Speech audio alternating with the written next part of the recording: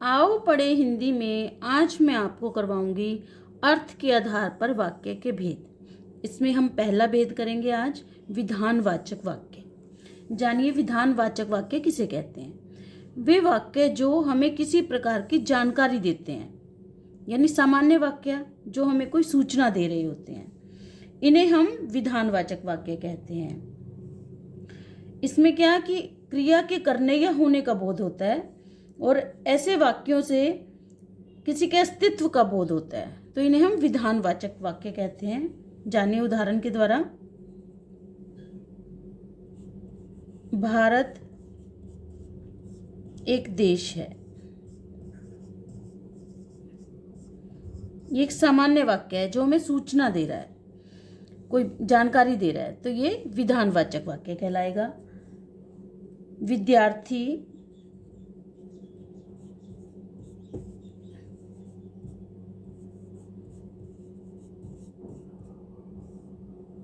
प्रतिदिन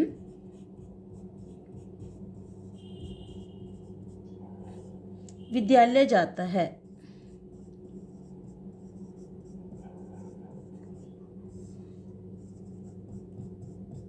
अब देखिए, ये जो वाक्य है विद्यार्थी प्रतिदिन विद्यालय जाता है, सामान्य वाक्य है, ये हमें जानकारी दे रहा है। इसका प्रयोग केवल हमें जानकारी देना है, जानकारी देने के लिए प्रयोग हुआ है ये, तो ये क्या कहलाएगा, विधानवाचक वाक्य है।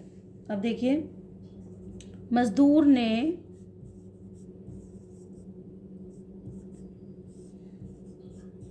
श्रम पूर्वक कार्य किया।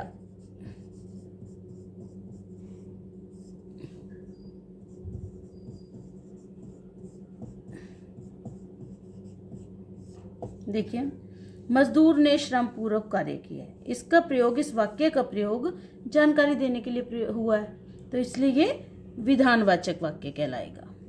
और उदाहरण देखते हैं।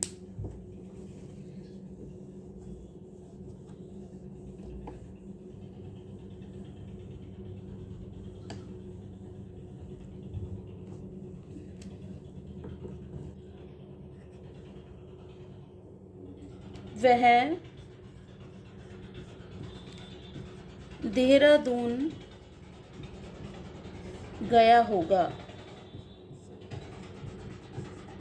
अब देखिए, वह देहरादून गया होगा, किसी के बारे में ये वाक्य हमें जानकारी दे रहा है, सूचना मिल रही है हमें, तो इसे क्या कहेंगे हम, विधानवाचक वाक्य। बहुत आसान है ये। अब देखिए, हिमालय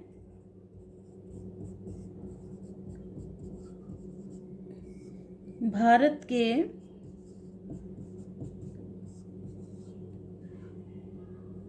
हिमालय भारत की उत्तर दिशा में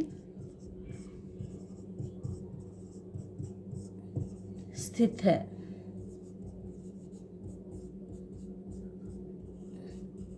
अब देखिए, ये वाक्य है, हिमालय भारत की उत्तर दिशा में स्थित है, तो क्या ये वाक्य हमें जानकारी प्रदान कर रहा है, तो इसलिए ये क्या कहलाएगा, विधानवाचक वाक्य। और देखिए उदाहरण, राधा सुबह गाती है।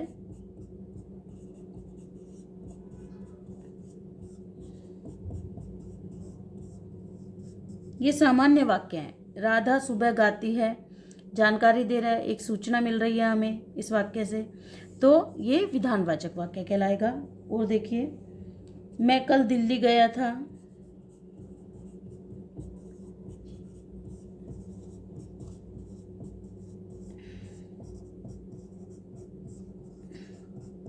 देखिए, ये वाक्य क्या है, जानकारी दे रहा है हमें केवल, तो विधानवाचक वाक्य कहलाएगा। गाय रोज घास चरने जाती है।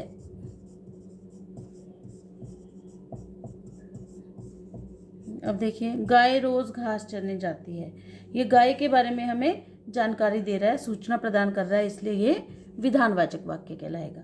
इन सभी उदाहरणों का लिख लिख कर अभ्यास करें, आपको स्पष्ट हो जाएगा। ओके बेटा, आपका दिन शुभ हो।